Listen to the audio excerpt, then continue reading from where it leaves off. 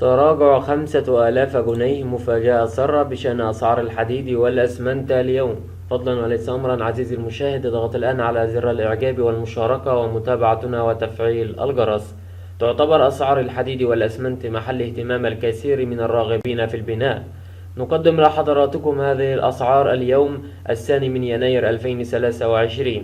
قفز طن الحديد بقيمة 1700 جنيه لبعض الشركات مع بداية شهر ديسمبر الماضي، بينما وصل ل 30,000 جنيه للمستهلك مع يناير 2023.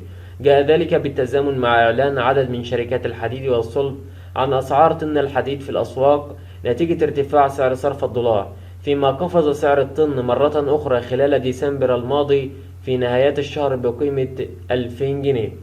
وبعد ارتفاع الحديد بشكل مبالغ فيه خلال الأيام الماضية، زف أحمد الزيني رئيس شعبة مواد البناء باتحاد الغرف التجارية بشرى سارة للمواطنين قائلا إن أسعار الحديد ستعود للمستهلك ب25,000 جنيه للطن بعدما وصلت ل30,000 جنيه، وهذا انخفاض ب5,000 جنيه دفعة واحدة.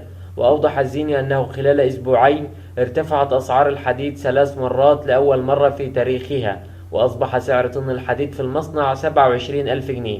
هذه الأسعار كانت بالنسبة لشهر ديسمبر المنقضي.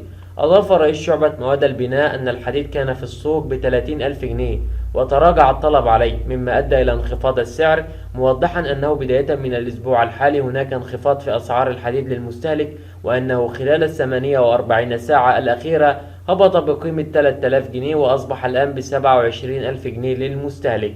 ومن المتوقع طبقا لتصريحات أحمد الزيني أن يصل سعر الطن إلى 25,000 جنيه للمستهلك بانخفاض يبلغ ويقدر ب5000 جنيه.